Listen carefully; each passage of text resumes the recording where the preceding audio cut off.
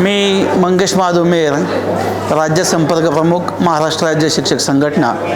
आज या ठिकाणी आपल्या लक्ष्मी सिनेमा पॅलेसमध्ये आपण जो काही या ठिकाणी धाप हा पिक्चर या ठिकाणी पाहिलेला आहे आणि या धाप चित्रपटाचे दिग्दर्शक आपल्या जुन्नर तालुक्यातील एक युवा कलाकार राहुल योगेश बबन गाडगे यांनी या चित्रपटाचं दिग्दर्शन केलेलं आहे आणि स्वतः या ठिकाणी अतिशय उत्कृष्ट अशी भूमिका या ठिकाणी बजावलेली आहे। आणि ही भूमिका बजावत असताना त्या ठिकाणी त्यांनी स्वतः त्या ठिकाणी जे दिव्यांग असतात, विकलांग असतात, विशेष करून मुक्या ही भूमिका त्यांनी केलेली आहे। आणि जगामध्ये, समाजामध्ये या विकलांग, दिव्यांग, विशेषतः मुक्या लोकांना किती यातना सहन करायला लागतात या चित्रपटातून त्यांनी अतिशय चांगल्या प्रकारचं समाजाला दाखवलेलं आहे।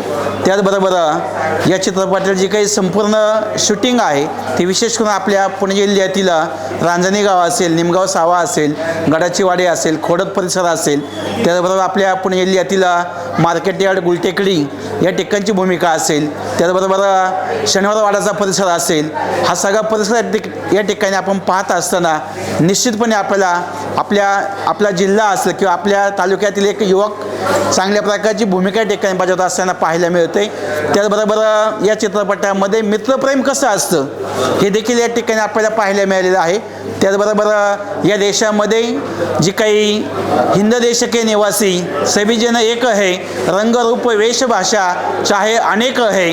त्याचबरोबर या देशामध्ये अनेक धर्माचे, अनेक जातीचे लोक गुण्यागोविंदाने माणसाने माणसाप्रमाणे कसं वागावं हे देखील या चित्रपटातून आपल्याला पाहायला मिळतंय।